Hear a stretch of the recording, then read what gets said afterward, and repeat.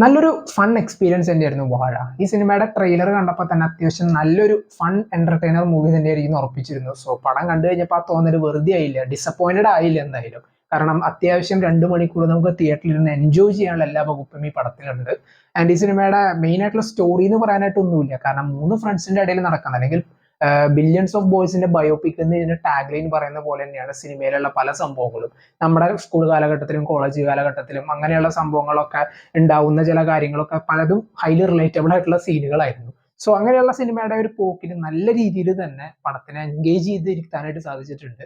ഇപ്പോൾ ഇതിൽ പെർഫോമൻസിൽ പറയാനാണെങ്കിൽ വന്ന എല്ലാവരും അടിപൊളിയായിട്ട് ചെയ്തിട്ടുണ്ട്. പക്ഷെ ഏറ്റവും എടുത്ത് പറയുന്നത് ജോമോന്റെ ക്യാരക്ടറൊക്കെ പൊളിയായിരുന്നു. കാരണം ആളിടുന്ന ഓരോ എക്സ്പ്രഷനും അതുപോലെ തന്നെ ചില കൗണ്ടറുകൾക്കൊക്കെ നല്ല റെസ്പോൺസ് തന്നെയായിരുന്നു. അത് പലതും വർക്കൗട്ട് ആയിട്ടുണ്ട്. എന്റെ ഹാഷിറിന്റെ എൻട്രിയും അല്ലെങ്കിൽ ആള് വന്നുപോയ സീനുകളിലൊക്കെ നല്ല റെസ്പോൺസ് തന്നെ ഉണ്ടായിരുന്നു. എന്റെ ആളും അത്യാവശ്യം നല്ല രീതിയിൽ തന്നെ ചെയ്തിട്ടുണ്ട്. ആൻഡ് ഈ സിനിമയുടെ സെക്കൻഡ് ഹാഫിലേക്കൊക്കെ പിന്നീട് അങ്ങോട്ട് കയറുമ്പോൾ ഒരു പാരന്റ്സിന്റെ പോയിന്റ് ഓഫ് വ്യൂവിൽ നിന്നുകൊണ്ടുള്ള ഒരുപാട് സംഭവങ്ങളും നമ്മൾ പ്രത്യേകിച്ച് ഇതിന്റെ ഒരു സെക്കൻഡ് ഹാഫിൽ ഇപ്പോൾ ഒരു സീനില് കോട്ടയം സീനിലൊക്കെ ഒരു പെർഫോമൻസ് അടിപൊളിയായിരുന്നു. നമ്മളൊരു വീടിന്റെ ഉള്ളിൽ നേരിട്ട് കാണുന്ന സംഭവം പോലെ നമുക്കൊരു ഫീൽ അവിടെ കിട്ടിയിരുന്നു. ഒരു റിയലിസ്റ്റിക് ആയിട്ട് അവിടെ ഫീൽ ചെയ്തു.